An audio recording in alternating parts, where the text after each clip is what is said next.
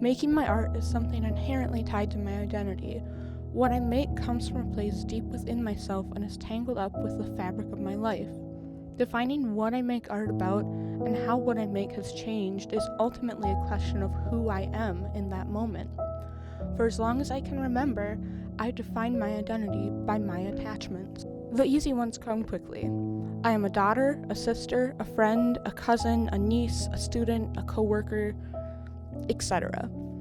The definitions change slightly and get more complex the closer you look. I have a fiercely protective heart and take care of people. I am a maker of food, of noise, of art, of music. There is a substance of me that shines through in whatever I do and that refuses to be ignored. I am loud with my feelings and thoughts and actions towards others. It's my attachments, particularly the ones to my immediate family, that keep me grounded and tethered to the present.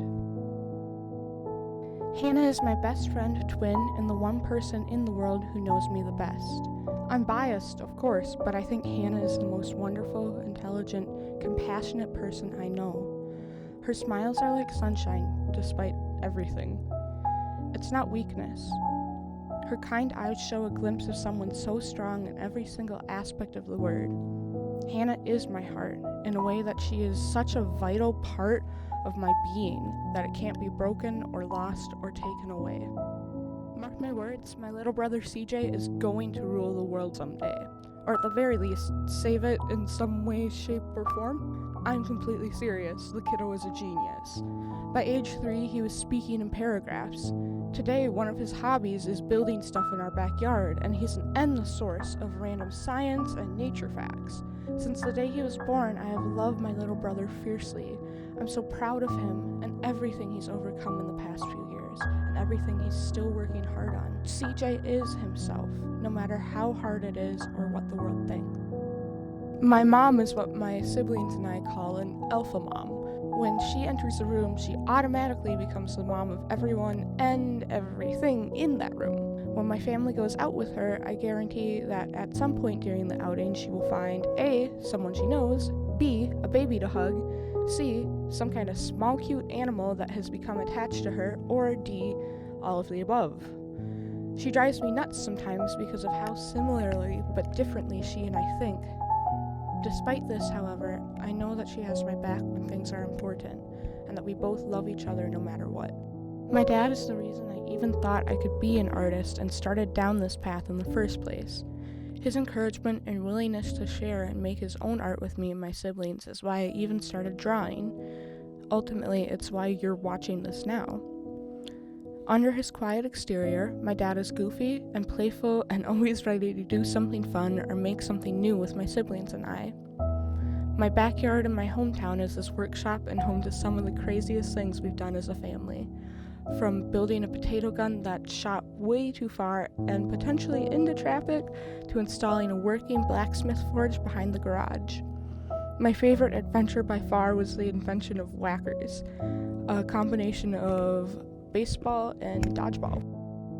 There's so many good memories and so much love woven into my family, but it gets complicated when you consider the things that we have faced. By the time I turned 18, I had seen my mom come close to death 3 times, twice in car accidents and once through blood clots in her lungs. By 15, my dad had 4 or 5 back surgeries, all ultimately resulting in a spinal fusion, and then an electrical implant that blocks pain signals to his brain from his back.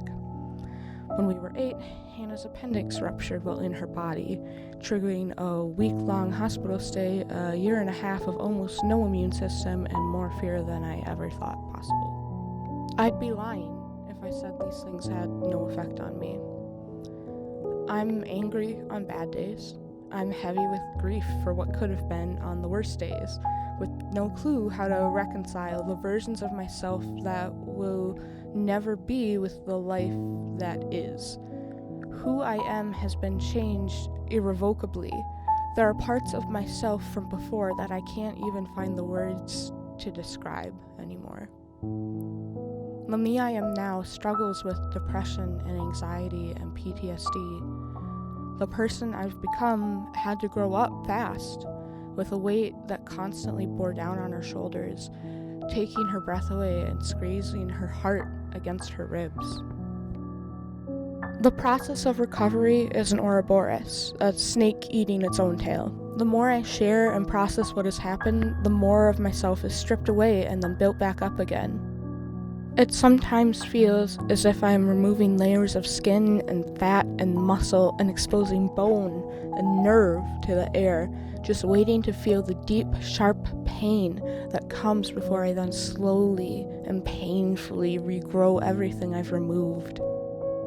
It's never easy. I have burned as an inferno, bright, hot, and intense, raging against the world. I have been a relentless hurricane, destroying everything in my path while trying to find a way forward. My chest has bloomed with black holes, sucking in every feeling, taking every thought, consuming and consuming and consuming the things I used to care about until everything is too much or too little but never enough. But I survived. I'm surviving. I'm still here. Making peace with life has taken more than time and age. I've had to fight tooth and nail for every scrap. I still don't know who I am yet, removed from all other contexts. What I do know is that my outline blurs at the edges. I see my form, filled with soft shapes and lines. I shapeshift all the time, trying on new shapes and changing colors, looking for what feels the best. I grow and change without limit, and decay and fade away in equal measure. Change is an extant form of life.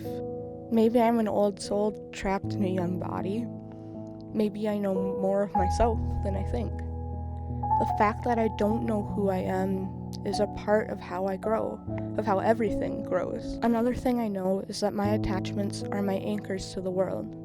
The people I care about are what drive me to be better and to keep moving forward despite the challenges that come. I used to do my art to cope with a helplessness that I couldn't quite put into words. The things I carried resulted in escapism through creating. Although my art is still an outlet for me today, the reason I continue to create has changed. Now I make art for me. Through it, I am able to tell stories and connect to the people around me. I can reach out to the world in a way that matters. I create and will keep creating in an effort to attach more firmly to the world in ways that are solely my own. All I can do is my best, and I'm slowly learning that it's enough.